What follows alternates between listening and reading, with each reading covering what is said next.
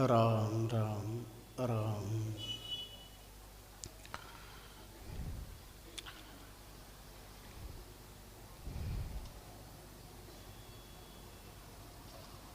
शरीर की क्षणभंगुरता, संसार की नश्वरता का विलक्षण दर्शन महापुरुषों की अनुभूति में प्राप्त हो रहा है। देह को स्वभाव देख आनीय अभाव माना, छांडिए उपाव अब ऐसी के चुका न को। हाड़ चाम मांस जामे ओज अंत जंतुता में, विष्टा मत स्रोत बने नित ही सुखन को। वायु कफ पित दहे थुक लाल रीट बहे, जटना लगी प्राणी के भूखन को। राम चरण राम गाए देख या को नीरताए, लगिए इलाज ऐसे दंड के चुकन को।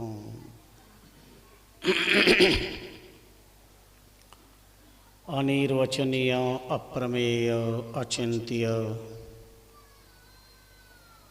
परम प्रेमास्पद परमानंद कंद,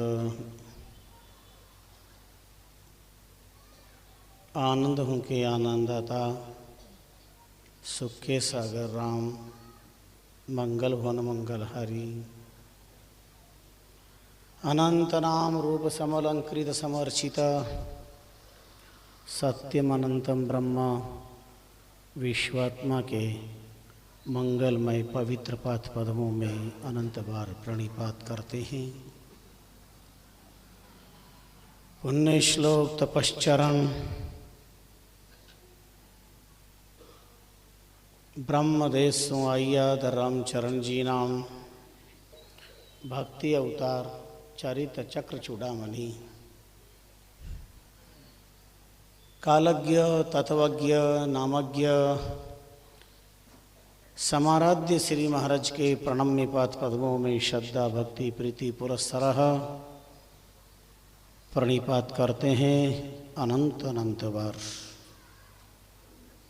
गुप्त प्रगट आराधक साधक यतेंद्र योगेंद्र मुनीन्द्र नामानुरागी मुनि चतुष्टय का पावन स्मरण करते हैं।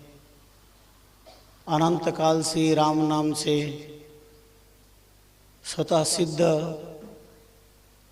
धरा को नमन करते हैं। राम रस रसिक समुपस्थित पावन संत जन, राम राष्ट्र आराधकों, गौ गंगा गायत्री गुरु गोविंद के उपासकों, ज्ञान पिपासु मोक्षजनों, ममता वात्सल्य विमात्री शक्तियों, तरुण तपस्वियों, जुलभुई से संपन्न बालक बालिकाओं,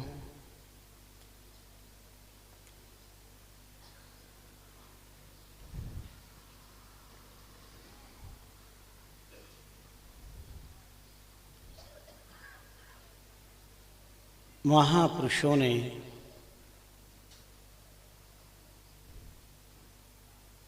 देह के स्वभाव में परमात्मा का भाव प्रकट हो, जीवन पतन से उत्थान की ओर बढ़े, शरीर की क्षणभंगुरता का हृदयस्थ ज्ञान जीवंत रूप बना रहे, पावन चिंतन है देहवाद। देह को स्वभाव देख आनिए अभाव मनो, छांडिए उपाव अब ऐसी के चुकन को। न नर को संबोधित किया है न नारी को संबोधित किया है, दोनों का सम्मान है। संबोधन के लिए वो शब्द है जिसमें सार्वभौमिक संकेत है। मन नर और नारी दोनों के पास विद्यमान है, इसलिए मन को संबोधित किया। देह को स्वभाव देख आनिए अभाव मन। हे मन, देह के स्वभाव को देखकर तेरे मन में अभाव क्यों नहीं आता है? अब देह के स्वभाव से मन में कैसे अभाव आए? देह के स्वभाव में आसक्ति है तो राग है, और देह के स्वभाव में अनासक्ति है तो वैराग है। देह जड़ है, जड़ का स्वभाव क्या है? इदं शरीरम कौन्तेय क्षेत्रमिति विधीयते एतद् यो वेति क्षेत्रज्ञ इति तद्विदः। इस शरीर को क्षेत्र कह करके पुकारा है। प्रकृति, प्रकृति पदत्त यह जो काया है ये प्रकृति अधीन है।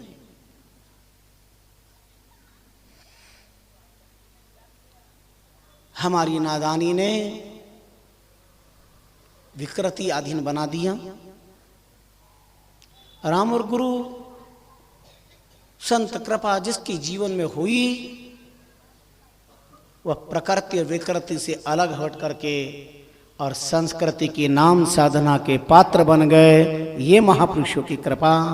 देह को स्वभाव देख, अब शरीर का क्या स्वभाव देखें?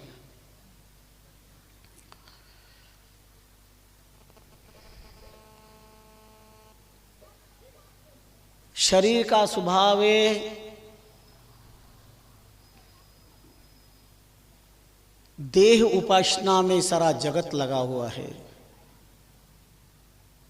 नाना प्रकार के प्रसादों का प्रयोग, भिन्न भिन्न क्वालिटियों का खूब साबुन लगाया जाता है।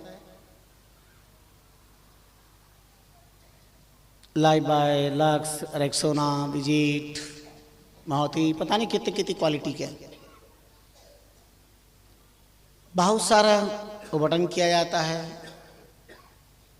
श्रृंगारित किया जाता है। अपने अपनी हैसियत, अपनी अपनी मत के अनुसार अपने शरीर को श्रृंगारित करने में कोई भी पीछे नहीं रहते हैं। एक बार अंदर झांक कर देखना और विचार करना, जितना समय हम शरीर के लिए दे रहे हैं, शरीर को जो टिकाए हुए उस आत्मा के लिए हम कितना टाइम दे रहे हैं, अपने अंदर में पूछो, अपने आप से पूछो। ये जानते हुए हम मोहब्बत कर रहे हैं शरीर से, शरीर हमसे मोहब्बत नहीं करता। हम देह को चाहते हैं, देह हमें नहीं चाहता।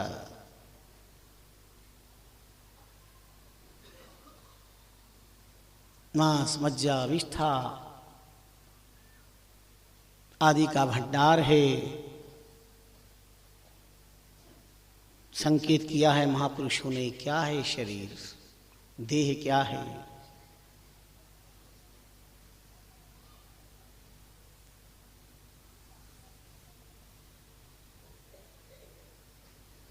मांस, मज्जा, पुनि रुधिर, हाड़ मांस, पुनि रुधिर, और ऊपर लिपटियो चाम।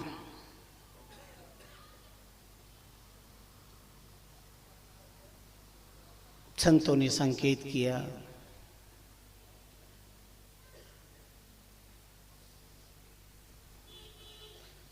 एक राम का भजन बिना सब साधन बेकाम।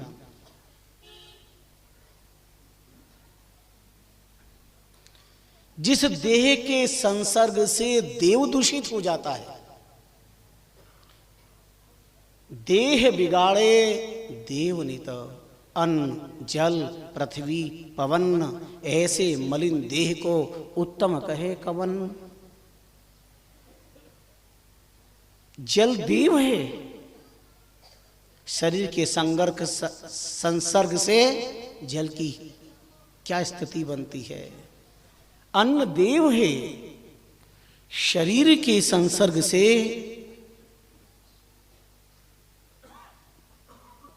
अन्न की दुर्दशा को पहुंचता है। पृथ्वी देव है, शरीर के संसर्ग से क्या दशा हो रही है। पवन देव है, शरीर के संसर्ग के कारण क्या हो रहा है। देह बिगाड़े देव नित, अन्न जल पृथ्वी पवन, ऐसी मेली देह को उत्तम कहे कवन।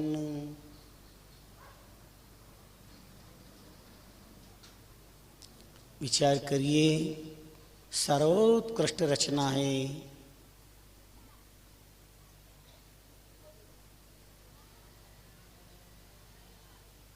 ब्रह्मा की अंतिम रचना है। मानव देह को सर्वोत्तम माना जाता है।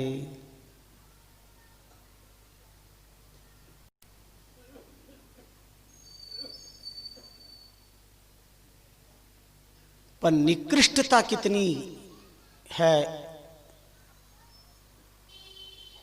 अंतर्चक्षु से झांक करके देखें। पहले तो शरीर में 6 विकार हैं।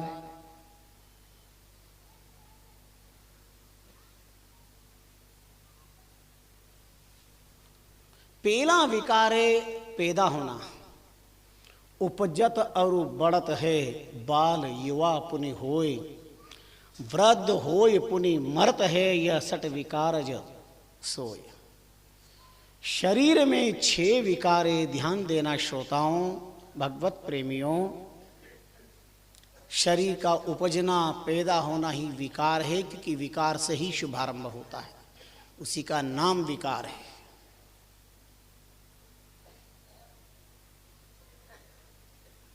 सृजन का, उपजन का विचार ही विकार है, और ना उपज ही निर्विकार है। ब्रह्म पैदा नहीं हुआ इसलिए वह निर्विकार।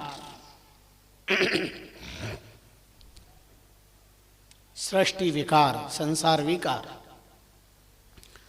उपजत है और बढ़त है, बढ़ना भी विकार।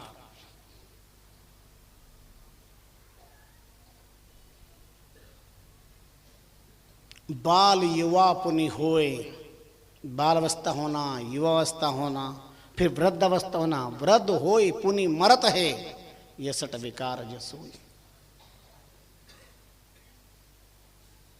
द्वितीय अध्याय में श्रीमद् भगवद गीता की योगेश्वर कृष्ण जैसे महाप्रभु परमात्मा ज्ञान पिपासु अर्जुन को अभिलक्षित करके सारे जगत को तद्भुत कराते हैं। असोच्यान शौचस्त्वं प्रज्ञावादस्य भाष्ये कथासुन कथासुनानु शौचन्ति पंडिता।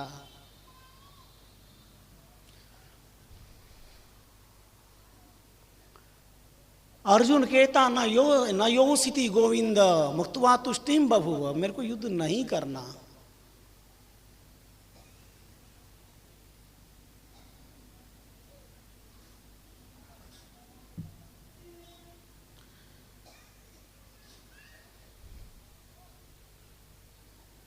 भगवान संदेह देते हैं, तू कहाँ युद्ध कर रहा है, किससे युद्ध कर रहा है।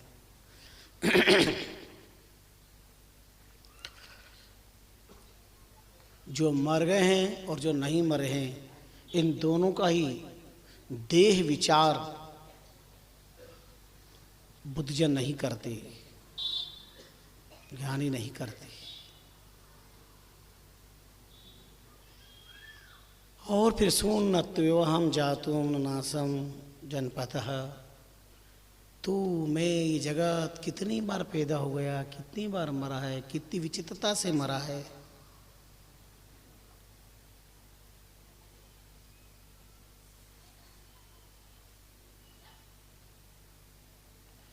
देहिनु यस्मिन्ता देहे कौमारम यौनम जरा तथा देहांतर प्राप्ति तत धीरम न मुह्यति। देहिनो यस्मिन् यथा देहे कौमारम यौनम जरा, ये सब किसकी अवस्थाएं हैं। जो आत्मा शरीर का आधार लेता है वह शरीर बालक भी होता है, युवा भी होता है, वृद्ध भी होता है। मृत्यु से लेकर मरण तक ये सब किसकी अवस्थाएं हैं?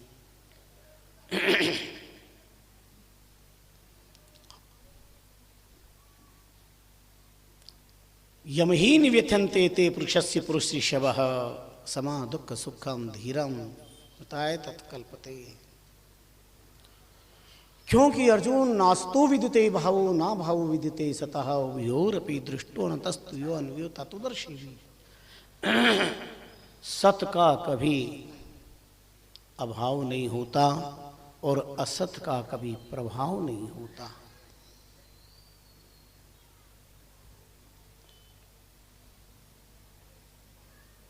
कुछ अपवाद सूत्र परमात्मा और महात्माओं के कृपा और तप के विलक्षण अपवादात्मक रूप में मिलते हैं। तुलसीदास जी की शरण में एक ब्राह्मण का बालक मर गया तो ला के चरणों में पटक दिया। वो संत के प्रभाव को जानते थे, स्वभाव को जानते थे, भक्ति भाव को जानते थे ब्राह्मण देवता। तुलसीदास जी ने समझाया गीता के उदाहरणों से, जातसी ध्रुव मृत्युम, ये जो जन्म है वो मरेगा, जातसी ध्रुव।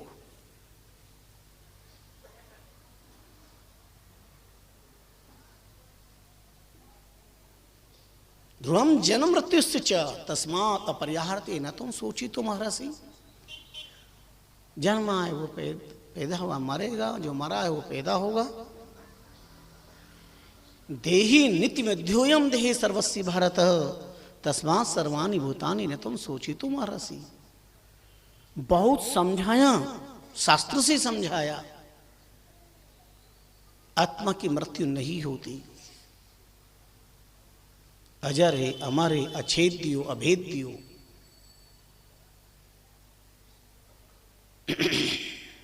अछेद्योयम अभेद्योयम अदायुयम उच्यते। नेरम चिदंत शस्त्राणि निरम दहति पावक। आत्मा पर इन सबका कोई असर प्रभाव नहीं होता।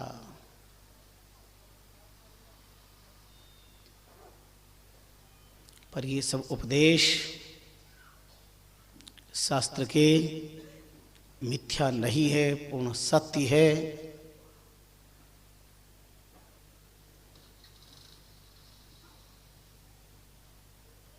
भगवान के अंतकरण से उस समय का ज्ञान है जब विनाश के कगार पर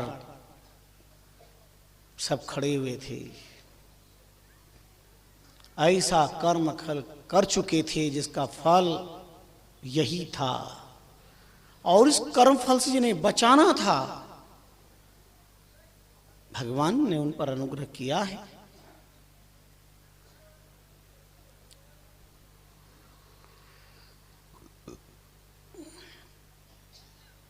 ब्राह्मण बालक को पटक के चला गया, लाश को पटक के।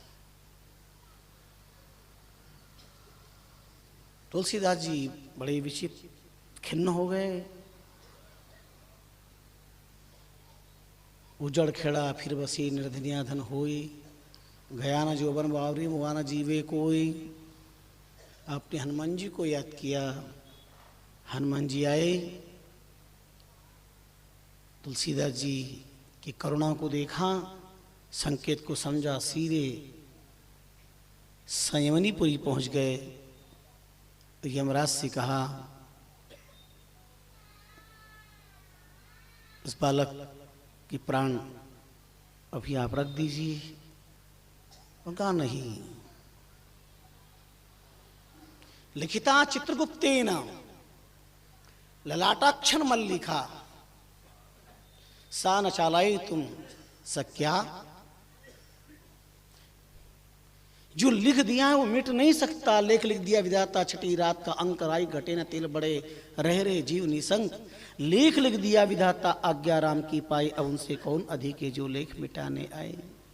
कई बार लगता है कि सृष्टि में जो कुछ हम देख रहे हैं सृजित है, जो हमारे साथ हो रहा वो सृजित है, हम केवल इस फिल्म के दृष्टा मात्र है, सिनेमा के पर्दे पर जितने दृश्य आते हैं वो शोकाकुल करे या हर्ष भाव विभोर करे, लेकिन वह टीवी के पर्दे पर दिखाई जाने वाला दृश्य के केवल तुम दृष्टा हो।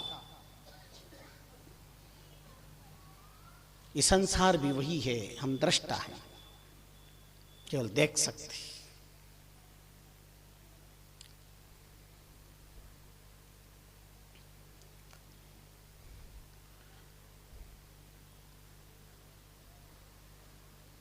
हनुमान जी ने कहा यद भात्रा विलखितम तन ऋषा न जाए थी, सच है जो लिख दिया नहीं आया जा सकता,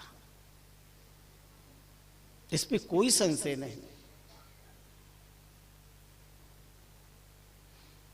पर श्रेय श्री रामदासानाम, रीतम श्री रामदासानाम, भगवत चरणानुरागियों का विश्वास, निष्ठा, प्रेम निर्भर चेतसन, उनके अंतकरण का ईश्वरी विश्वास कुछ विलक्षण भी होता है।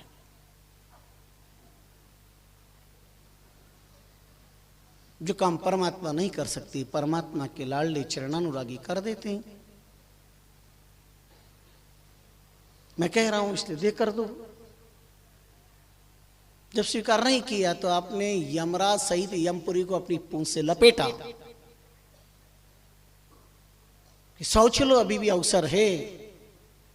हनुमान की राम शक्ति भक्ति के से भयभीत सूर्यपुत्र यम ने मृत बालक में पुनः प्राण प्रतिष्ठित किया और स्वयं बालक जी उठा। सारे अयोध्यावासी जय जय तुलसी करते हैं, पर तुलसीदासी जय जय हनुमान उनका स्मरण करते हैं।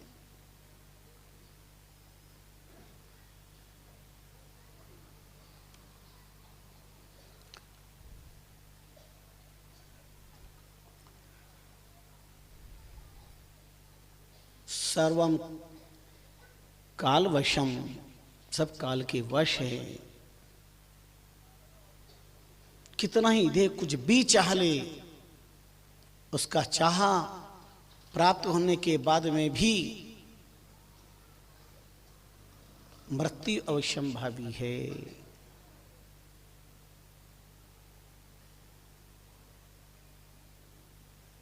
आहार व्यवहार श्रृंगार यही जीवन नहीं।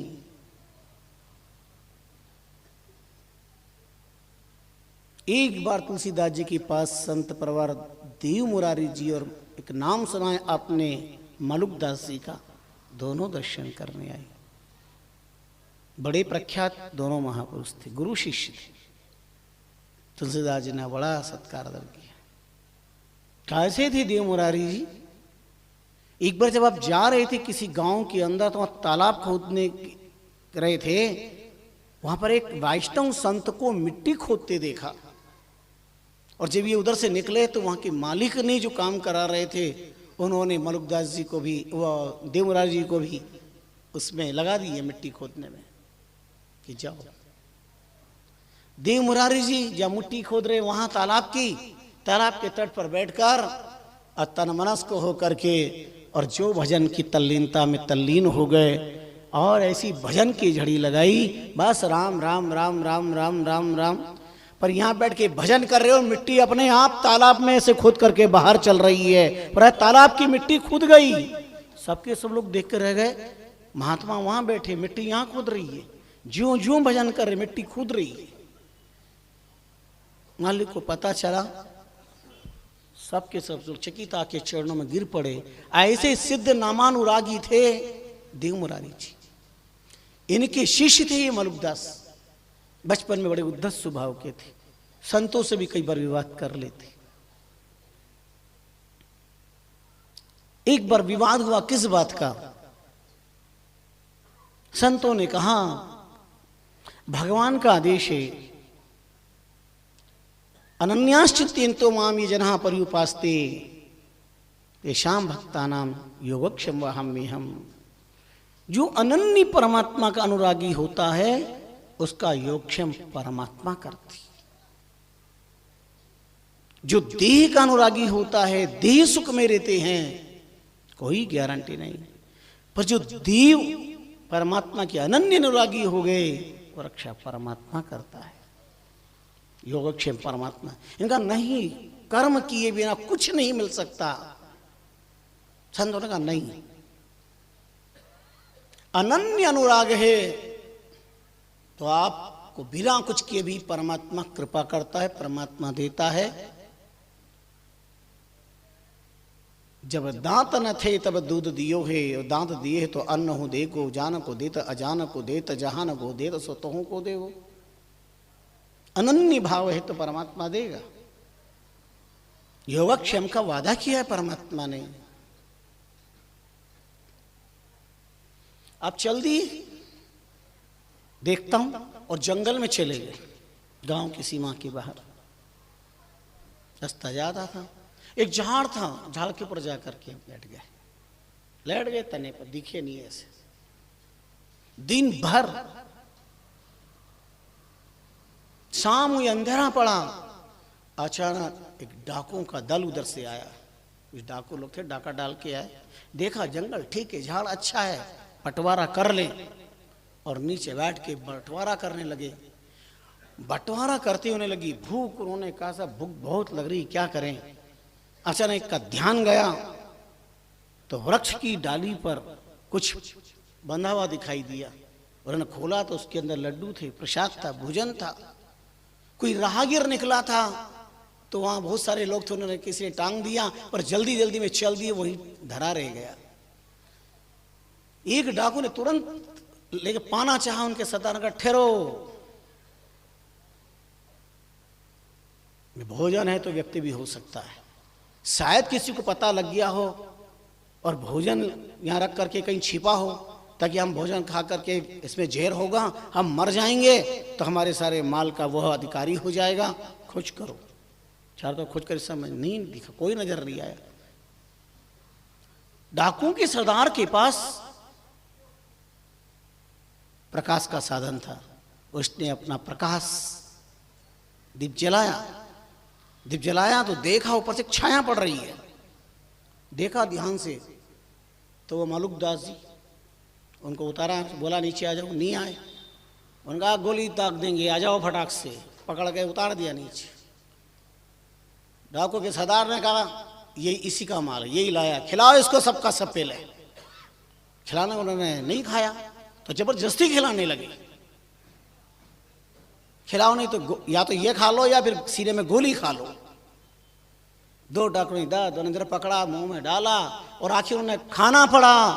खा करके मलुकदास ने एक बात डाकुओं से कही कि सचमुच बात ये है, ये मैं नहीं लेकर के आया हूं, लेकिन मैंने संतों से कहा, संतों ने कहा अनन्य अनुराग होता है, परमात्मा को सब कुछ समर्पण कर दिया तो परमात्मा इतना देता है जो मानव के मन की सोच के भी परे होता है, बस मन में हमारा विश्वास होना चाहिए। मैंने कहा नहीं, कर्म से होता है। आज मुझे इस बात का पक्का पता चल गया, तुम जो हो सो हो। और तभी मलुकदास ने अपनी वाणी के अंदर उस दिन उनकी अनुभव की राह प्रस्फुटित हुई। अजगर करे न चाकरी, पंछी करे न काम, और दास मलुका यों कहे सबके दाता। उस दिन उनकी एक गिरा निकली। ऐसे अनन्य अनुरागी महापुरुष। तीर्थराज प्रयाग में उनके गुरुदेव देवमुरार जी का विचार हुआ, एक विशाल भंडारा किया जाए। मलुकदास जी 20 किलोमीटर दूर पर कड़ा गांव में थे। जब पता चला उनका, ओ बस फक्कड़ के पास कुछ होता तो गुरुदेव की सेवा में बेचता तो अच्छा भंडारा होता, जन संत सेवा होती। ऐसा मन में कल्पना भाव आया, बैठे भजन कर रहे हैं, इतने में एक श्रीमान धनाढ़ भामासा बहुत सारे महुरे लेकर के आए, थैला भर के उनके चरणों में रख दिए और चल दिए। तत्क्षण उन्होंने उस पर मलुकदास लिखा और गंगा में छोड़ दिया, और गंगा मां से कहा कि गुरुदेव के पास पहुंचा देना। क्या भारत की धरती के महान संत हुए हैं, क्या उनके जीवन के अंदर आत्मवाद का अनुराग, अनन्य भक्ति प्रेम था, क्या देहवा से अनासक्तता थी विचित्र। सोने की मोहर की सारा का सारा थैला पानी में गंगा में हाथ जोड़ के गुरुदेव के चरणों में पहुंचा देना। और थैला गया गंगा के लहरों के साथ साथ बहता बहता। गुरुदेव कटिलग नीर में जलाचमन कर रहे थे, सूर्य जल प्रदान कर रहे थे, गंगा पूजन कर रहे थे, और थैला टकराया, उन्होंने यूं कर दिया, फिर आके फिर टकराया, फिर यूं कर दिया, बार बार वस्तु बह जाती पर वापस बार बार आ रहा था। देखा तो थैले के ऊपर मलुकदास लिखा था, झट उन्होंने उसे उठाया और देखा तो अंत मोहरे थी। सब की सब गुरुदेव ने विशाल भंडारे में लगा दी। गुरुदेव को जब पता चला कि मलुकदास ने सेवा भेजी है यहाँ पर, कैसे विलक्षण इतिहास है।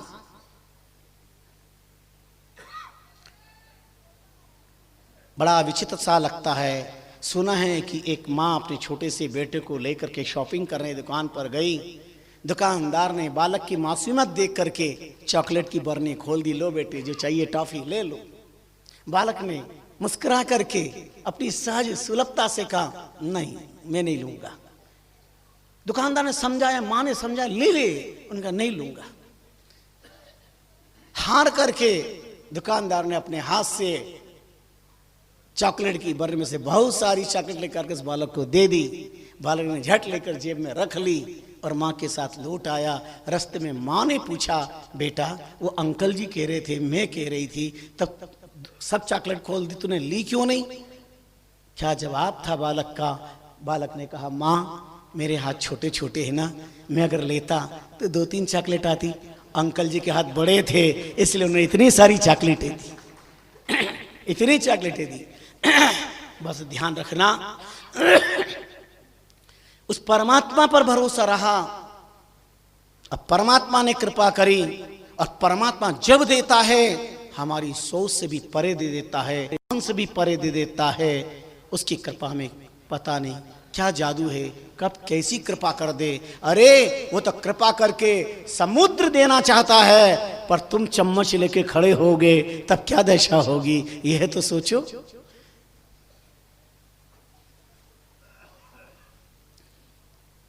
अलौकिकता है, दिव्यता है। आइए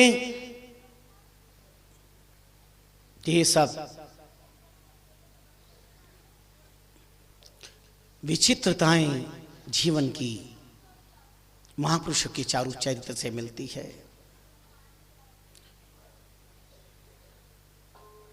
ऐसे महापुरुषों ने तुलसीदास जी के दर्शन का अनूठा अद्भुत लाभ लिया। कई दिव्य चारु चरित्र हैं।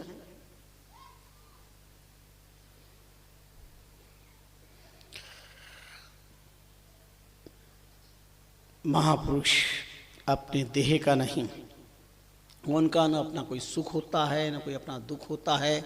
जिस समाज में रहते हैं, जिस समाज का, गांव का, नगर का अंजल लेते हैं, उस गांव और समाज में, परिवार में, राष्ट्र में सुख शांति स्थापित हो। पिता पुत्र में प्रेम हो, पति पत्नी में अनुराग हो, समाज में संस्कार हो, चरित्र हो, धर्म हो। एक ही लक्ष्य होता है, एक ही ध्येय रहता है।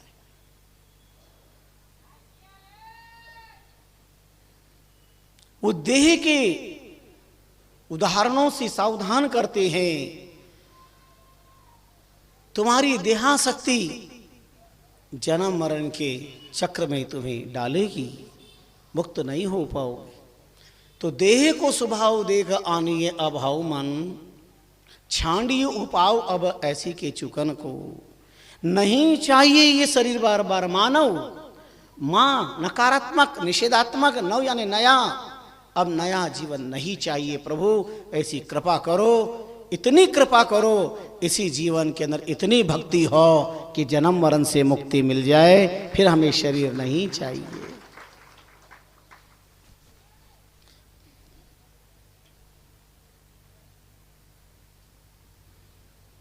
जन्म मरण जरा व्याधि, शीत उष्ण तिस भूख, निद्रारु सुचिता, निद्रारु असुचिता, यह देह के 10 दुख। इस देह में 10 प्रकार के दुख हैं। जन्म दुख है, मरण दुख है, जरा दुख है, व्याधि शरीर के रोग को कहते हैं दुख है। जन्म मरण जरा व्याधि, शीत सर्दी दुख है, गर्मी दुख है, शीत उष्ण तीस प्यास दुख है, और भूख, भूख जैसा दुख संसार में कुछ भी नहीं होगा। आपको स्मरण दिलाया था, भुभुक्षिता किन्न करोति पापम क्षीणाः नराः निष्करुणा भवन्ति। भूखा मरता व्यक्ति क्या वज्र से वज्र पाप नहीं करता है। भूख की प्रबल ज्वाला के आगे मां अपने बेटों का भक्षण कर जाती है। सर्पनी 100 पुत्रों को जन्म देती है। अंडाकार के बाहर जो निकल गए वो बच गए, जो जने वही हणे।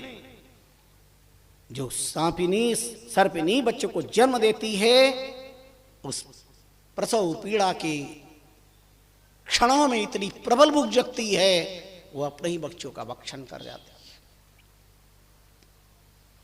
जब गांधारी जैसी नारी अपने बच्चों 100 बच्चों की लाश की ढेर पर चढ़ जाती है भूख की ज्वाला को प्रशांत करने के लिए, और भगवान कृष्ण के संकेत करने पर आंखों की पट्टी खोलकर देखती है मैं कहां हूं, तो बच्चों की लाशों की ढेर पर खड़ी होती है।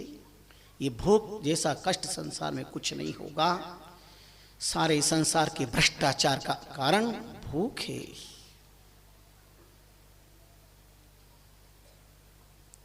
भूख और प्यास की त्रासदी ने ही महाराज परीक्षित को अभिशप्त कर दिया ऋषि संग ऋषि से।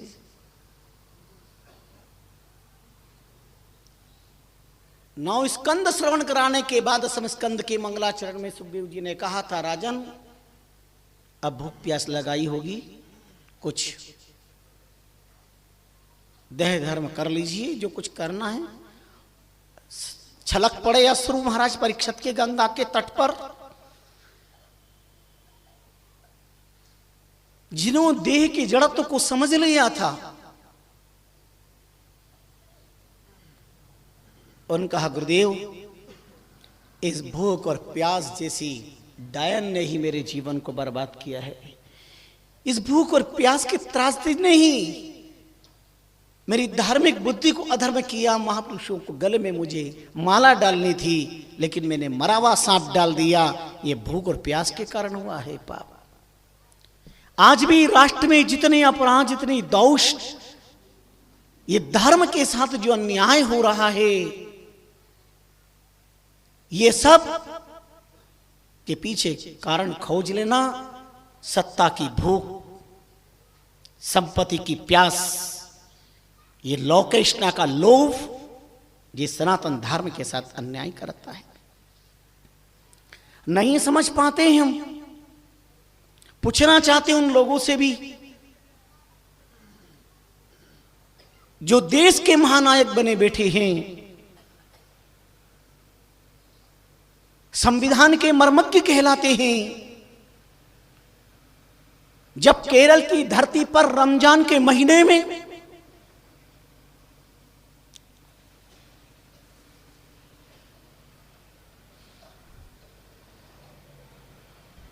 मिलवे डे बंद रहेगा, नहीं मिलेगा खाने को, तो धर्मनिरपेक्षता कहा जाता है।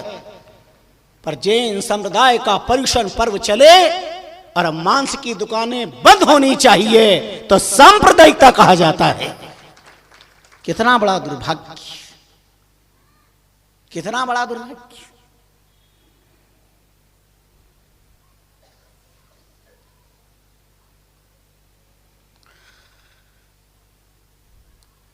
यही न्याय। धर्मनिरपेक्षता का अर्थ यह नहीं होता कि धर्म की उपेक्षा की जाए किसी की। और जिन के बाप दादाओं ने धर्मशास्त्र नहीं पढ़े, उन्हें धर्मशास्त्र की दुहाई देने का अधिकार और राइट भी क्या है। जिन्हें पता ही नहीं कि धर्मशास्त्र का रहस्य क्या है। अच्छा है संविधान से राष्ट्र की रक्षा होनी चाहिए, पर संविधान से संस्कृति की, संविधान से प्राणियों की, संविधान से मानव और मानवता की भी रक्षा होनी चाहिए। संविधान से भारत की धरती पर गोवंश की रक्षा होनी चाहिए। संविधान तो बहुत अच्छी चीज है।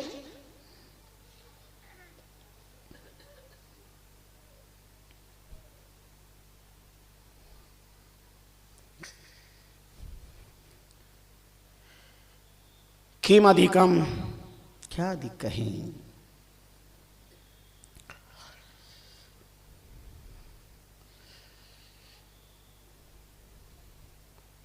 देह के सुख का सुख, देह के दुख का दुख।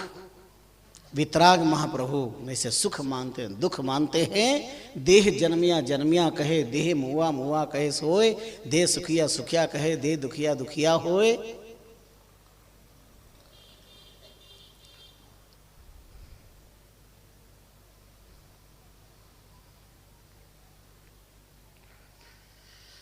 तो 6 विकार और 10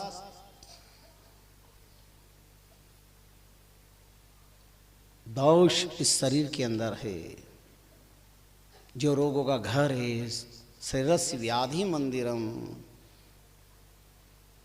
याद दिलाया था कि स्कंद पुराण में लिखा है शरीर में 10,000 प्रकार के रोग हैं। एक रोग का इलाज कराते दूसरा रोग पैदा हो जाता है। जितने रोम उतने रोग। कोई गिन सकेगा रोम कितने? 3.5 करोड़ रोमावली है, गिन लो।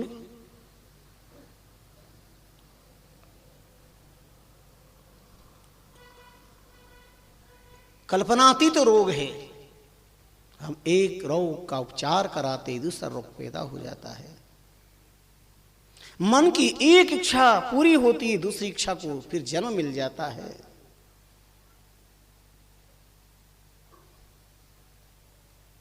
तो क्या इसी में ही हमारा समय बीत जाएगा? यही मानव जीवन की सफलता है, यही सार्थकता है।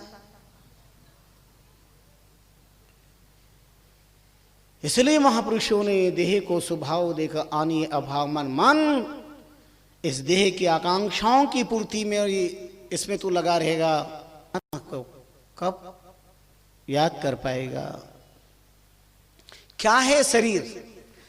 हाड़ चाम मांस जामे ओज अंत जंतुता में। विष्टामित सूत बने नित ही सुखन दुखन को। ये हाड़ मांस मज्जा रक्त विष्टा आदि का भंडार है।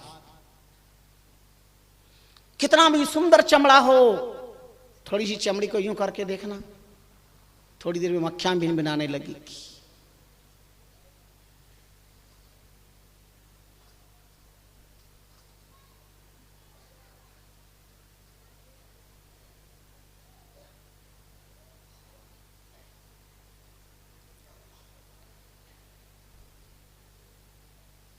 मानो शरीर सर्वोत्तम। गंगा में 1000 बार डुबकी लगा लो, 108 बार आचमन कर लो, उसके बाद भी अंगुली अगर कहीं लग गई, यूं कर लिया मुंह में, हाथ धो, हाथ झूठा हो गया, अरे अभी गंगा स्नान किया है, 108 बार कुल्ले किया, आचमन किया है, जलपान किया है, गंगा में स्नान किया हुआ शरीर का एक हाथ की एक अंगुली अगर मुंह को स्पर्श करती जीवान को, अपवित्र, हाथ धो। कैसे इसको पवित्र माना जाएगा? कौन मुक्त है? वायु कप पित्त तहे, थूक लाल रिट बहे, जठराग्नि लगी प्राण की भूखन को। ये जठराग्नि प्राणों को खा रही है, भीषण आगे अंदर की, कुछ समझ में नहीं आता, भूख लगती है जब। इसलिए परमात्मा से एक प्रार्थना करो कि सत्ता की, संपत्ति की, सौंदर्य की, सम्मान की भूख न लगे। भूख लगे तो प्रभु तेरे दर्शन की भूख लगे, प्यास लगे तो तेरे दर्शन की प्यास लगे।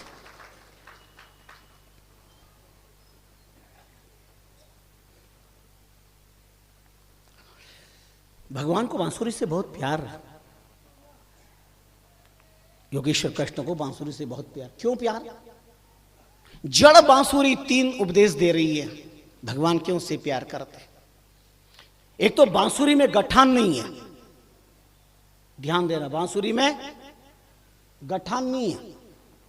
और बांसुरी कह रही है गठान मत रखो राग द्वेष की, तेरे मेरे की, बदला लेने की। जड़ बांसुरी कह रही है किसी से बदला लेने की गठान मत रखो। ये बदला लेने की गठान के परिणाम तुम देख रहे हो, अखबारों के अंदर त्रासदी कितनी हो रही है। भाई भाई को खा रहा है, भून रहा है। देश के वफादार हैं, देश संरक्षा की वर्दी पहनी हुई है, पर क्या स्थिति बन रही है? क्या समाज शिक्षा लेगा? कौन संविधान की धज्जियां उड़ा रहा है?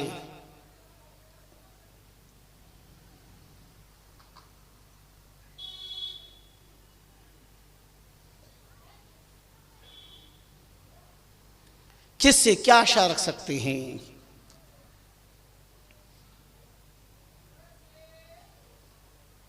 दूसरा गुण बांसुरी में, वह स्वयं कभी नहीं बजती। वह जब तक बजाओ नहीं, फूंक न लगाओ, तब तक नहीं बजती। समझदार को इशारा काफी है, इसलिए जब तक कोई ना कहे तब तक बोलना नहीं चाहिए। बांसुरी जैसी जड़ क्या सुंदर निर्देश दे रही है, कोई कहे तब बोलो। बांसुरी स्वयं नहीं बोलती। बांसुरी एक जड़ अनुशासन मानती है कि मेरे आराध्य जब आदेश देंगे, मैं आधार पर हूं, पर वो आदेश देंगे, वो फूंक मारेंगे तब मैं बोलूं, बाकी ना बोलूं तब मैं बोलूं। इसलिए जब तक इजाजत न हो बोलना नहीं चाहिए, मर्यादा कहती है। बांसुरी का तीसरा गुण है, वो जब भी बोलती है, जब भी बजती है, मीठा बजती है, मधुर बोलती है। एक जड़ बांसुरी कहती है, पढ़े लिखे इंसान से, मनुष्य से कहती है तुम बोलो ही मत, पर जब भी बोलो मीठा बोलो, मधुर बोलो। मीठा बोलन नम चलन पर अवगुण ढकलेत, पांचों चंगी नानका हरिभज हाथों दे। मीठा बोलो, नम चलो, लो भलाई अंग, मुरली के ताग जीवना नदी नाव का संग। एक क्षण का भी तो भरोसा नहीं, एक पल का भी तो भरोसा नहीं है। एक पल में क्या प्रलय हो जाएगा, किसकी आंखें कल नम नहीं हुई होगी। कौन कठोर छाती जिसके आंखों में आंसू नहीं होंगे। पेटलावाद का ये ब्लास्ट कैसा दृश्य होगा। कहां गए वो सब शक्तिशाली लोग, क्या क्या कल्पना होगी। मासूम बच्चे भी होंगे, नर नारी, मकानों में, दुकानों पे। 8:30 बजे का टाइम, बस स्टैंड का चौराहा, रोज की चहल पहल। सुबह सुबह कितने लोग होटल में अपनी पेट की ज्वाला को शांत करने के लिए, ए गरम गरम जलेबी लाओ, ये ठंडी हो गई वापस, ये पोई ठंडे फेंक दो। पर देखते ही देखते क्या दृश्य हुआ होगा। शायद ठीक ही कहा है, उजाले अपनी यादों के अपने साथ रहने दो, न जाने कहां कब जिंदगी की शाम हो जाए। ये अमावस्या कितने लोगों की जिंदगी की अमावस्या हो गई। कौन जवाबदार है, कौन जिम्मेदार है, किससे पूछें। और परमात्मा से क्या छिपा हुआ है। इस कारुणिक दृश्य के बाद क्या बोलते, इच्छा ही नहीं हो रही थी। कैसा कारुणिक दृश्य है। कितनी ललनाओं के मांग का सिंदूर पूछ गया, कितनी चूड़ियां टूटी है, कितने मासूम बच्चे बिलक रहे हैं। चिंदी चिंदी हो गई शरीर की। कोई शव झाड़ के ऊपर केवल नरमुंडी झाड़ पट्टी की हुई है। विशाल इमारतें के फरकच्चे उड़ गए। कौन कहां जल्दी से जल्दी जा रहा था, पता नहीं कहां से जल्दी निकल करके, लेकिन वाहन के वाहन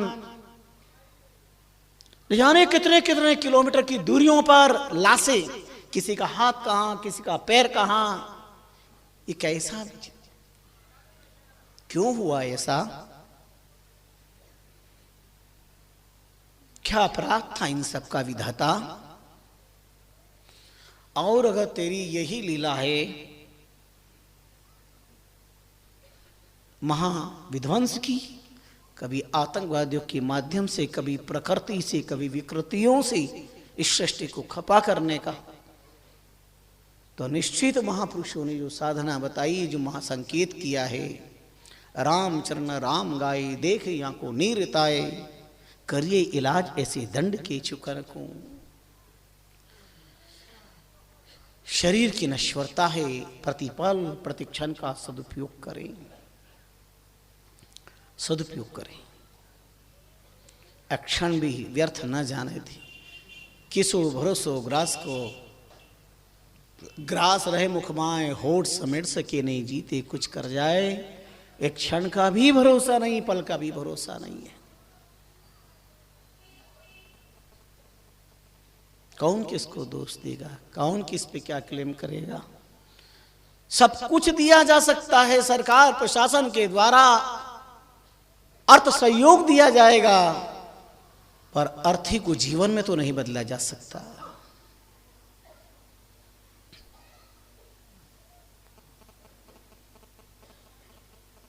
ऐसा पेटलावत का चौराहा हरा भरा, काल के तांडव का काल क्रीड़ा भूमि बनेगी, कौन कल्पना कर सकता है? बहुत बार जाना होता है चौराहे से, जब भी गुजरात जाते हैं तब चारों तरफ से रोड जा रही है, कोई इधर जा रहा, कोई उधर जा रहा, कोई इधर जा रहा, और सुबह का समय तो सब अपने अपने कार्य में व्यस्त ही रहते हैं।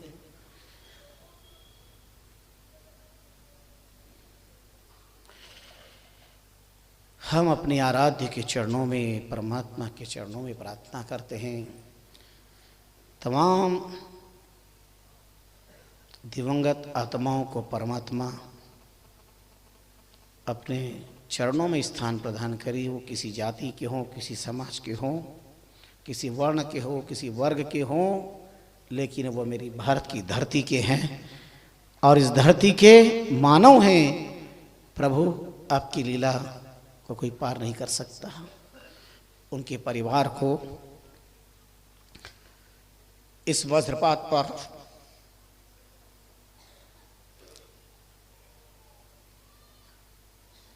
सहन करने की क्षमता प्रदान करे। जीवन तो उजड़े हैं, कितने घर उजड़े हैं, जिंदगियां उजड़ी है।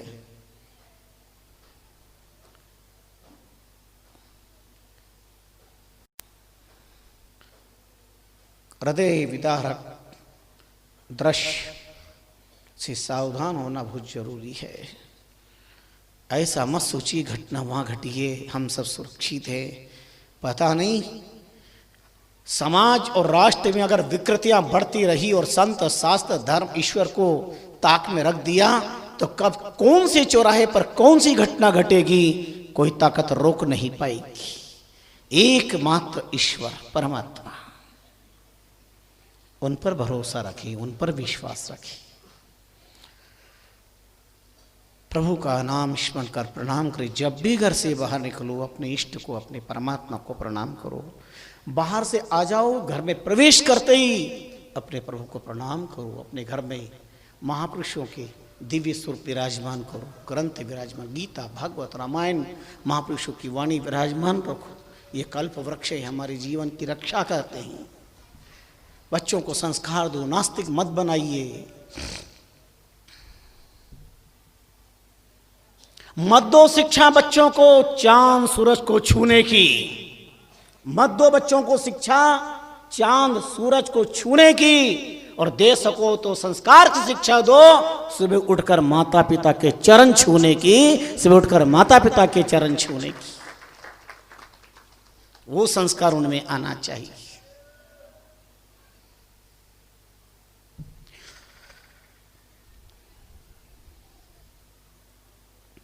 अनमोल है ये जीवन।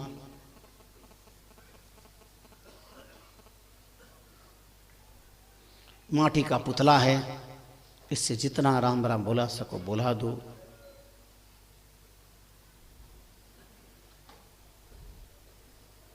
ढेरी होएगी राख दिन, एक दिन सोच विचार। ढेरी होएगी राख की, एक दिन सोच विचार। ताते पहले चेत के,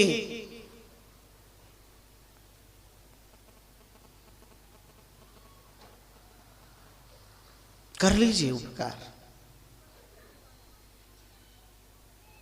ताते पहले चेत के, राम नाम अधिकार, राम नाम अधिकार। भजन कर लीजिए भाई, और बिना भजन भगवान के 84 छूटे नहीं। नर देही सदगुरु शरण, मिले न बारंबार। ढेरी होएगी राख की, एक दिन सोच विचार, एक दिन ढेरी हो जाएगी। इसलिए जो समय गया उसकी चिंता न करें। पुत्र कलत्त सुमित चरित धराधन धाम है बंधन जी को। बार ही बार विषय फलकात अघात न जात सुधार सफी को। आन औसान तजो अभिमान गही सुन कान भजो सी पी को। पाई परम हाथ सुजात गही सु गही बराक रही को। गहे कहीं पछताइए रहता ही को राख। आन उद्यम आस तज राम राम मुख भाग।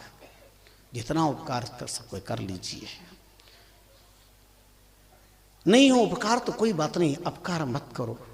सुख नहीं दे सकते, दुख मत दो। किसी की जिंदगी बदल नहीं सकते हो तो बदला लेने की भावना भी मत रखो। शास्त्र के वाक्यों को सिरधारी करे, चिंतन करे, मनन करे, मनमानी न करे। महियान से प्रकृत्या मित भाषिणा, बड़े लोगों का इशारा ही पर्याप्त है, उसको समझ ले। सत्ता का, शरीर का, अधिकारों का मिथ्या अहंकार न रखें। सिर के एक बाल पर हमारा अधिकार नहीं तो सिर पे क्या, न शरीर पे क्या, तो अन्य जगह पे हमारा क्या अधिकार होगा। ये मिथ्या दंभ है कि हमारा अधिकार कहीं पर है। या आप अपने आप को छल रहे हो, अपनी आत्मा के साथ खिलवाड़ कर रहे हो। अपना अधिकार भक्ति पर रखें, नामिशपन पर रखें, सत्संग पर रखें।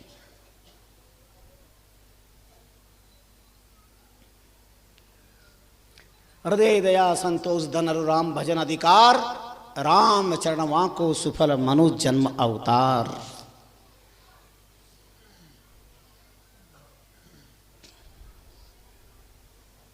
अनमोल है हमारा ये जीवन शरीर।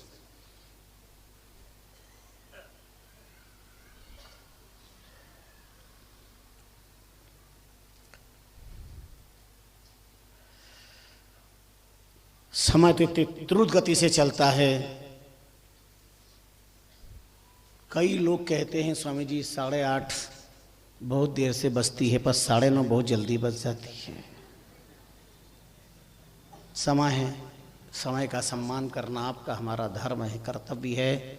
समय से सब बात अच्छी लगती है, हम समय का पालन करते हैं। पर यह अंतहीन दर्द है। इस प्रकार की घटनाएं, जो लोग विस्फोटक पदार्थ या जो भी इस प्रकार की चीज़ें रखते हैं, उनको अपने अहंकार में नहीं जीना चाहिए और ऐसी जगहों पर नहीं रखना चाहिए जिससे इतनी बड़ी जनहानि हो।